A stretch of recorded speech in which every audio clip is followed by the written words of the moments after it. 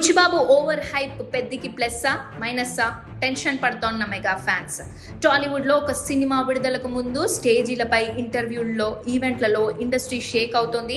చరిత్ర సృష్టించబోతున్నాం, ఎవ్వరు ఊహించని సినిమా అంటూ భారీ డైలాగులు మాట్లాడడం, కాలర్ ఎగిరేయడం. తీరా రిలీజ్ తర్వాత ప్రేక్షకుల అంచనాలను అందుకోలేక బాక్స్ ఆఫీస్ వద్ద చితికిల పడటం కొత్తేమీ కాదు.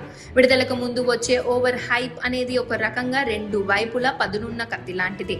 ఇది సినిమాకు రికార్డ్ స్థాయి ఓపెనింగ్స్ తేవడానికి ఎంత ప్లస్ అవుతుందో అంతే వేగంగా సినిమాను ముంచేయడానికి కూడా కారణమవుతుంది. ప్రస్తుతం గ్లోబల్ స్టార్ రామ్ చరణ్, బుచ్చిబాబు సన్నా కాంబినేషన్ లో వస్తున్న పెద్ద సినిమా విషయంలోనూ సినీ విశ్లేషకులు ఇదే ప్రమాదాన్ని గుర్తు చేస్తున్నారు. సినీ పరిశ్రమ విశ్లేషణల ప్రకారం అతిగా అంచనాలు పెంచడం వల్ల లాభాల కంటే నష్టాలే ఎక్కువగా ఉంటాయి.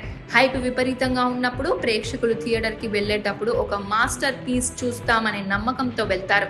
ఒకవేళ సినిమా బాగున్నా కూడా ఆ అసాధారణ అంచనాలను అందుకోలేకపోతే ప్రేక్షకులు నిరాశ చెందుతారు. దీనివల్ల సినిమా యావరేజ్ గా ఉంది అనాల్సిన చోట సినిమా బాగలేదు అనే నెగిటివ్ టాక్ బయటకు వస్తుంది.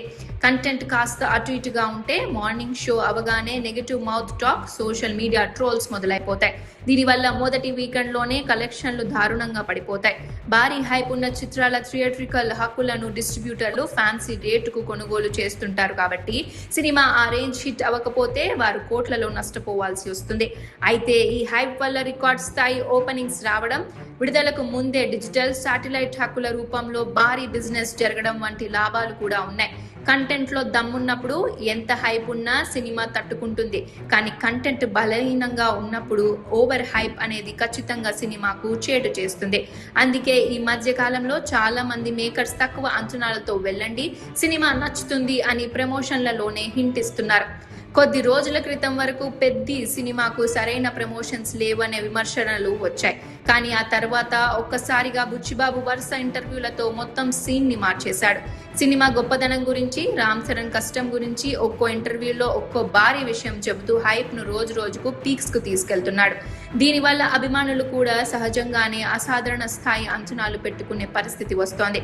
ఇటీవల పెద్ద హీరోల సినిమా ఈవెంట్లలో ఒక దర్శకుడు స్టేజీ పైన ఏడవడం, ఒక హీరో కాలర్ ఎగరేసి భారీ మాటలు చెప్పడం, ఇలా అతిగా చేసిన ఓవర్ ఎమోషనల్ ప్రమోషన్స్ చివరికి సినిమాలను ఎలా ముంచేశాయో అందరికీ తెలుసు.